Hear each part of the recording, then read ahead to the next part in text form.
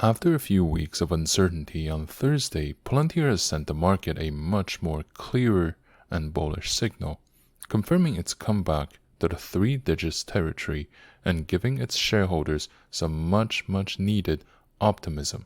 In fact, optimism might be the key word to retain for this week that is coming to an end.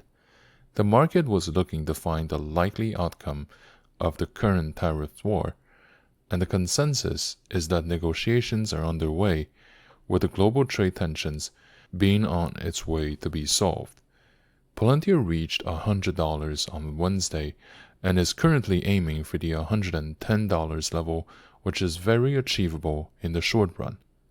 The market was looking for some catalyst to re-enter in the stock. They definitely got the message following the spectacular recovery from $75 a few weeks ago to the current $107. This also highlights the potential vulnerability of the company, if anything, whereby they heavily rely on macro trends and public fundings, or I want to say like the public sector, to keep the expected growth up, thus keeping their generous valuation model. But for now, the market is certainly enjoying this moment of a redemption in the hearts and minds of retail traders. Unlike many tech startup unicorns, Palantir is sensitive to major trends from real-world economy. Economic data releases, changes in key policies, and election outcomes can all influence Palantir's price action. The recent presidential election turned out to be excellent news for Palantir's price action. Peter Thiel, co-founder of Palantir, has always been a close supporter of the president. The company has been maintaining and developing its relationships with the public sector for a long time, especially in defense, healthcare, and customs, all of which are key aspects of the Republican agenda. Despite having contacts on both sides of the aisle, it's obvious that, ideologically speaking, the company is much more in sync with the current administration, which certainly helps for a company that has significant exposure in the public contracts.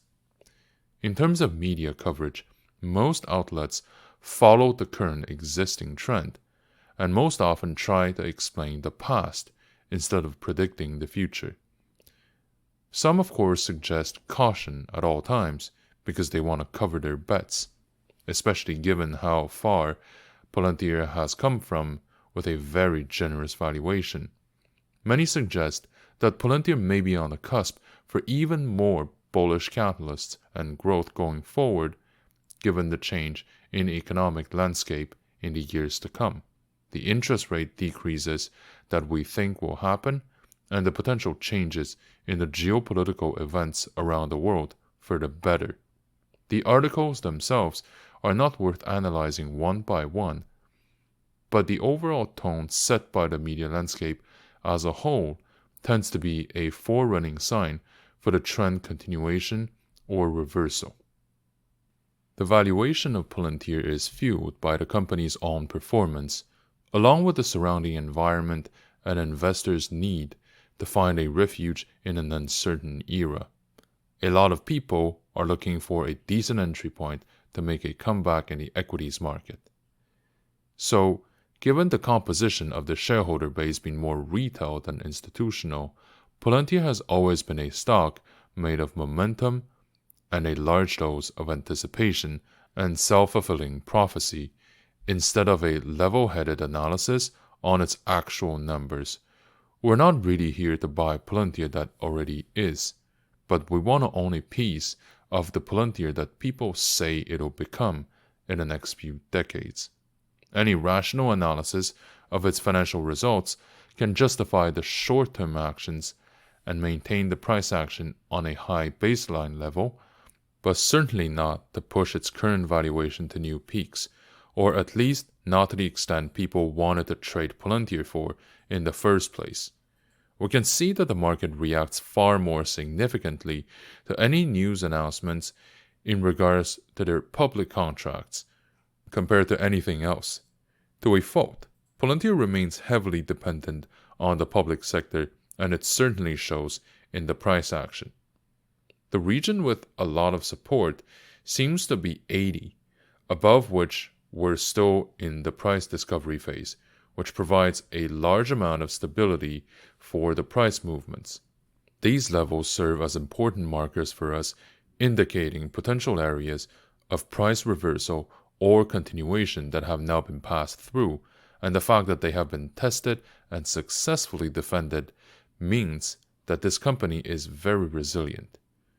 The current consensus around Palantir is that the market wants to keep pushing the stock up, and that they're constantly looking for more clarity and catalysts from the rest of the potential shareholders. Since Palantir is still in the price discovery phase, a lot of people also believe that the world economy is in a very fragile situation and that a massive correction will probably happen. It's a relatively conflicted state of mind for Palantir's shareholders, and it's not hard to see why the market movements can be so drastic. From a longer-term perspective, Palantir has a very interesting price action compared to the all-time highs all that time ago. It's going way beyond its previous one, and it's still looking to see where it's going to land next. Palantir is a tech company created back in 2003 and went public in late 2020 at the peak of the last market boom.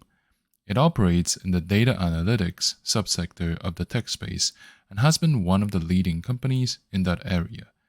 It is known for its position-taking, the relationships with public sector actors, and its engagement of key members such as Peter Thiel and Alex Karp. Another aspect that sets itself apart from many of its rivals is its proximity with the intelligence community, as the company relied on seed funding from the agencies back in the earlier days. No one ever shouts from the rooftop that they want to do evil, but Palantir certainly doesn't shy away from more delicate situations by working with public sector agencies in legal, healthcare, border control, defense, and law enforcement. Simply put, it is a company that doesn't mind being portrayed as evil and almost wears it as a medal of honor. In fact, shortly after it went public, Palantir decided to move its headquarters from the Silicon Valley to Denver, Colorado. This move was more than a pursuit of lower overhead or a change of scenery, but a statement about the public image it wants to portray. The market has always shown a lot of interest in how the company and the stock are doing. The fact that it went public when the bullish sentiment was sky high in the tech sector could have been a contributing factor, as the world was preparing for a fundamental change about how societies would function in a place where more interconnectivity happens while remaining remote from anybody in the physical world, a technological and societal utopia that was deeply flawed and never truly came to be. Palantir shares attracted the market's attention mostly because its narrative was the right fit in the right time, as the tail end of the quantitative easing era mentality combined with the pandemic era dream of interconnectivity and never-ending financial boom, while capital was looking for a safe haven from the uncertainty and the collapse of the real-world economy outside of our screens. In a way, Palantir symbolized the answer we wanted to slap on all our problems, and for some time it was made true by the supply and demand of modern finance. We are interested in Palantir's promise of reaching ever higher price levels, a promise that seemed set in stone when large quantities of money were pouring in a company with deep pockets backing it up, as the world was preparing to enter in a new era of endless growth and prosperity. This bullish and very optimistic narrative about Palantir has been backed up by the numbers. Financial information has been known to move the market as stakeholders want to have their assumptions validated by something concrete. Gross margins, cash flows, and revenue growth are some of the most sought-after data points that people want to know about Palantir when they do their analysis. The growth margin measures how profitable Palantir truly is at the core. Beyond the quality of its marketing campaigns, the hype around its projects, or its brand power, Gross margin tells us whether there is enough demand for what the company is selling, and if each additional dollar covers the additional expense that the same dollar generates alongside. To that end, Palantir is a very successful company with a decent profit margin, even when the shares were trading below $10 during the last sell-off period. This was the first sign that Palantir is more than just an empty promise begging for your money. The business model is something that can be scaled up and marked up because it has true fundamental value and it is validated by the market and its clients. Once the core business model has been validated, cash flows tell us whether Palantir will need to go through cash injections to keep its operations going. And very often, a tech startup may ask shareholders to pitch in even after they bought the shares, because the funds collected from equity sale is not enough to cover the operating expenses. If that were the case, it would be a sign of weakness from the company because it would mean that the company's own operations are not profitable enough to stand on its own 2 feet. For Palantir, that problem is also non-existent because its cash flows have been positive for quite some month, mostly because its operations are profitable and it doesn't need to dilute its shareholders to keep the lights on. However, these numbers are not enough to push Palantir higher. The most important factor is the growth rate of revenue, especially from public sector. Like many other tech companies listed on a Nasdaq, people buying Palantir want to buy the powerhouse to become, not the decently profitable company that is. This would also explain the high multiplier that Palantir is currently enjoying compared to many other blue chips companies in more mature sectors. This is a double-edged sword for those who want to dabble in the tech field in general, but for Palantir, the public sector aspect is an additional side to watch for. Since most of its growth does come from the public, any additional partnership with healthcare, defense, or law enforcement departments may trigger massive upsides for its shares.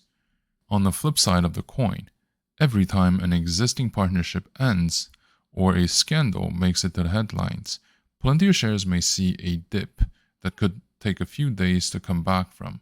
These 3 measures are what define Palantir and may explain its dynamics in the market in general.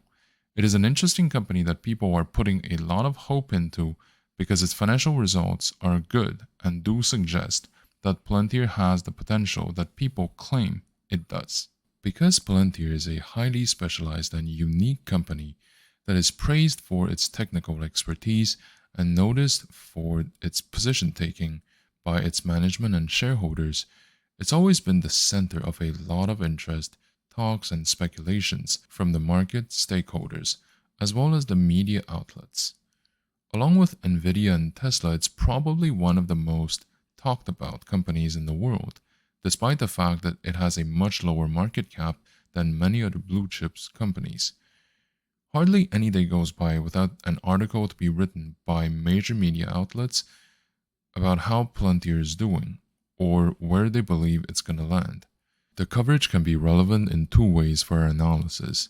The articles can give us a feeling or a sense of what is the current market consensus about what happened, and the mood that is the most likely to influence what's going to happen next.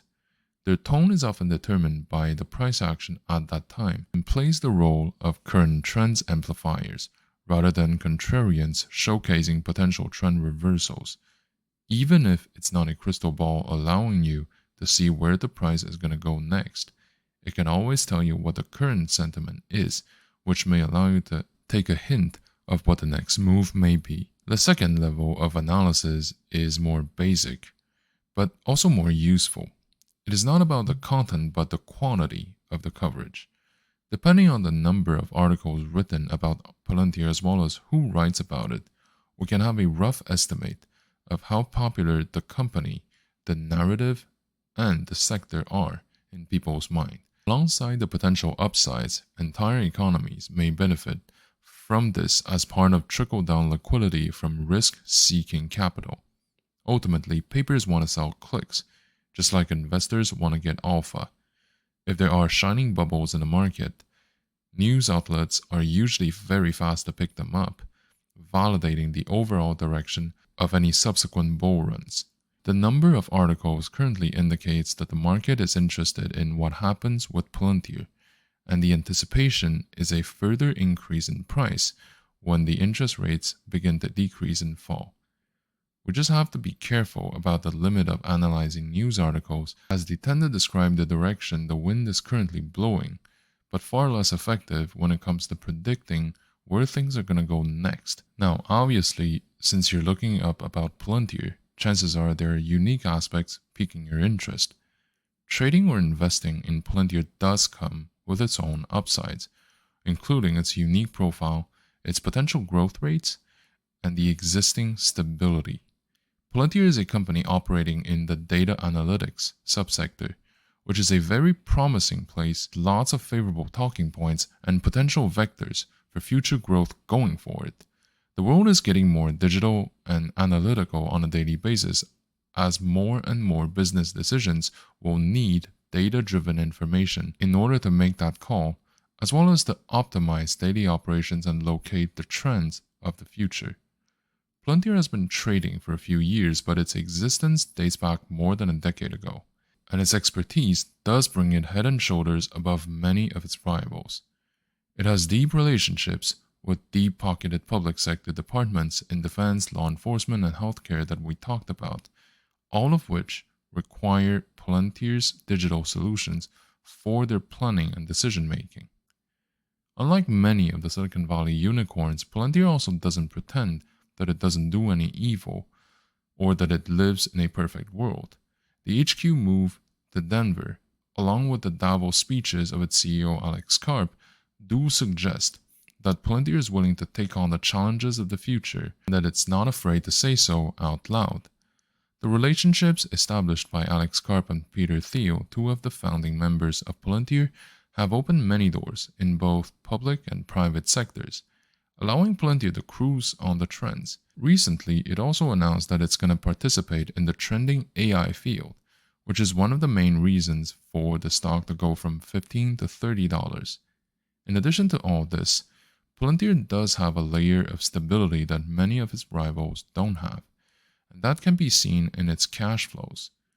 Palantir's cash flows have been in the positive for some time already, which is a rare advantage above many of its competitors because it means that a company can sustain itself in terms of the needs and doesn't have to beg investors for more cash injections in exchange of dilutions. With that being said, investing in Palantir also comes with a few unique downsides due to its company profile and the characters of the sector itself. Being a company that analyzes data for a living, Palantir will be more exposed to potential legal problems compared to other industries. Since the topic of data privacy, ownership, and proper usage have been under heavy scrutiny from the past scandals with social media, how Palantir acquires, processes, and safekeeps those data while serving its clients can be open to legal battles, which may cost the company its image, reputation, its bottom line, as well as future opportunities to get more contracts from government agencies, the same agencies that may require these data that were maybe used under inappropriate circumstances. It's a bit ironic, but that's probably the way it's gonna go.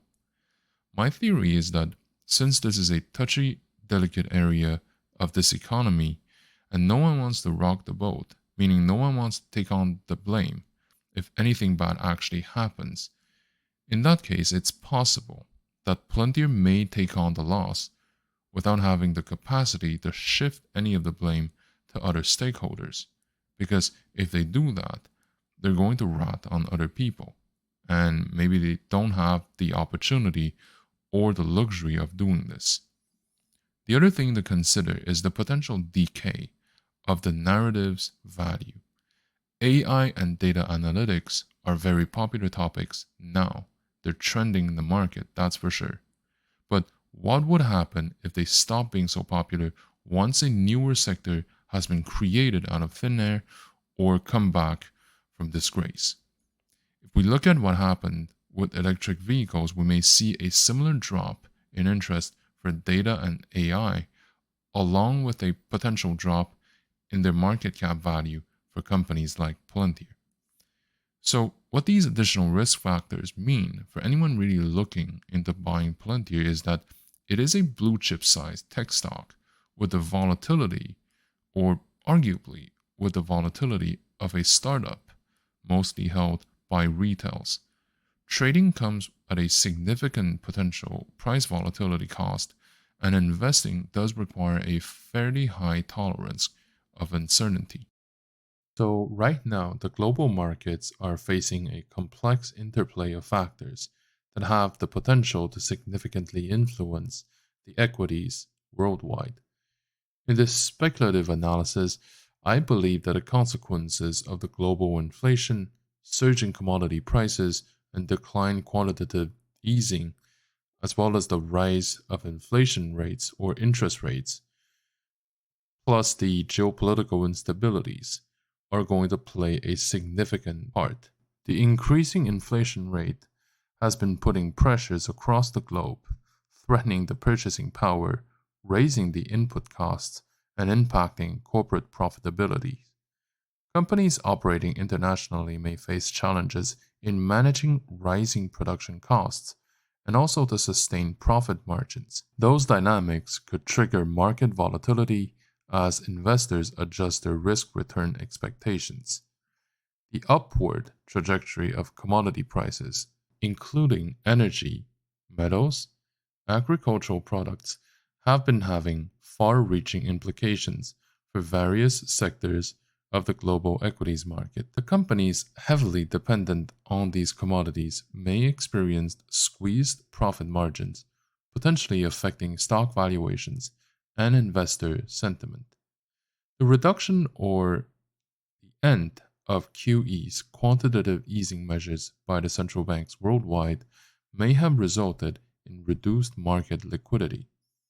So, this in turn could lead to higher borrowing costs for companies seeking capital, which may also discourage investment activities or will.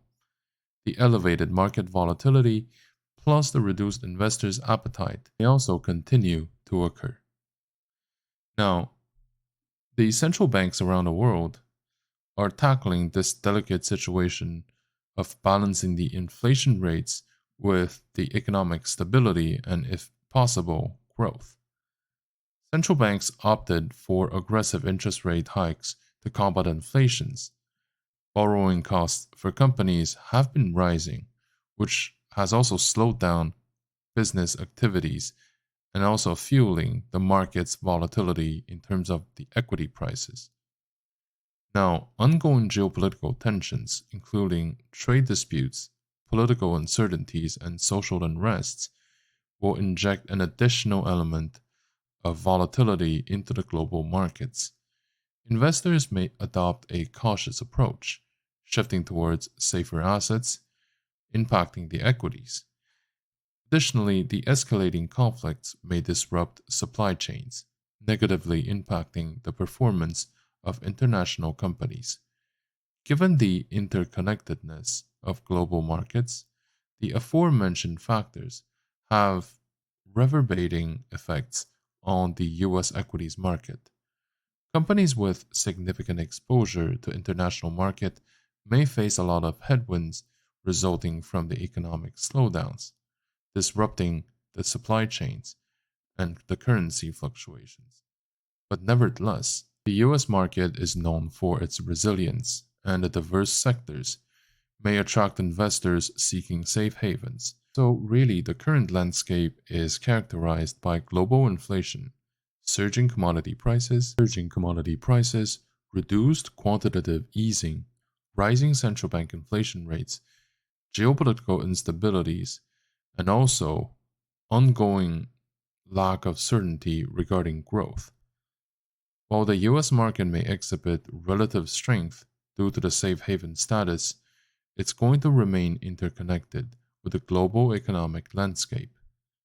For long-term investors, these conditions may offer opportunities to identify undervalued companies with strong fundamentals and international diversification. With that being said, short-term trades should be approached with caution because of the increased volatility and uncertainty. And also, we should be careful when assessing individual companies, sectors, or regions. Having said all this, my recommendation for Palantir remains consistent with what I've always suggested before, which is to buy it for the long run and slowly trickle in for the short run because of the ongoing bullish trend. The market needs catalysts to start a new phase of exponential growth if investors look to get back into the game, both as a safe haven for flight capital as well as a token for optimism for the future. The share price does look a bit steep at the moment, so if there are pullbacks in the upcoming weeks and months, we should definitely take them. In terms of exposure, I would recommend between 8 to 10% of your portfolio and to gradually make those purchases over the next 18 months.